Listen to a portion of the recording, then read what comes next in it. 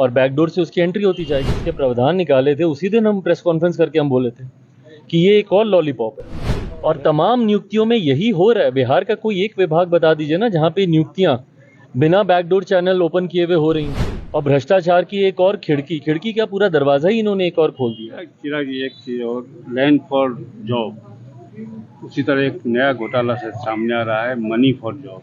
BPSC का result आया शिक्षक भर्ती घोटाला में, आप ही के घटक दल मांझी ने आरोप लगाया ये मनी फॉर जॉब है, क्या कहेंगे? और इस पे बीपीएससी ने भी सवाल उठाया कि जिस शिक्षक को अपना नाम लिखना नहीं आता वो उसमें क्वालिफाई कर गए।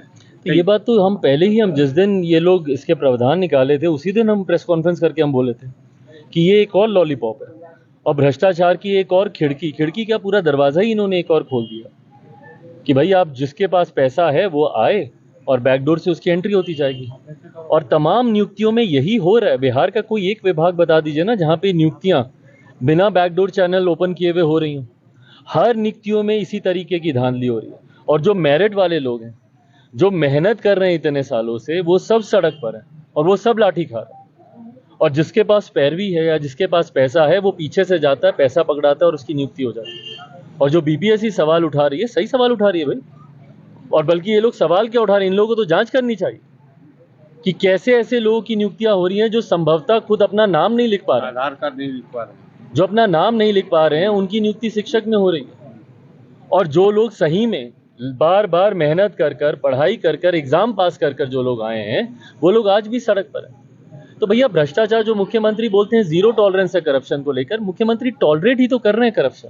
उन्होंने और क्या किया? ना सिर्फ टॉलरेट किया बल्कि करप्शन को बढ़ावा दिया। सीबीआई जांच की मांग करेंगे आप या कोई उच्च स्तरीय जांच होनी चाहिए, यकीनन होनी चाहिए।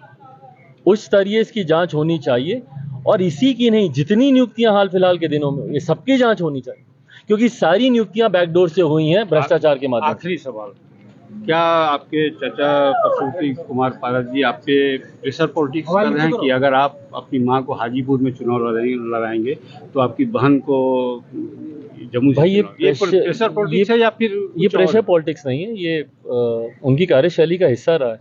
परिवार को तोड़कर आगे बढ़ना, यही उन्होंने अभी तक किया है।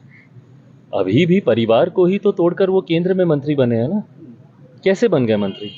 अगर परिवार को नहीं तोड़ते, मेरे भाई मेरे साथ रहते, मेरा परिवार मेरे साथ रहता, तो मंत्री कैसे बनते हैं?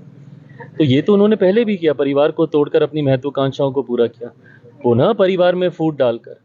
और भाई लोग भी देख रहे हैं ना कि एक व्यक्ति जो बिहारी फर्स्ट के लिए लड़ाई लड़ रहा है, बिहार को विकसित राज्य बनाने की लड़ाई लड़ रहा है, और उसी के परिवार बार बार उन्हीं के परिवार के सदस्यों के द्वारा प्रहार किया जा रहा है।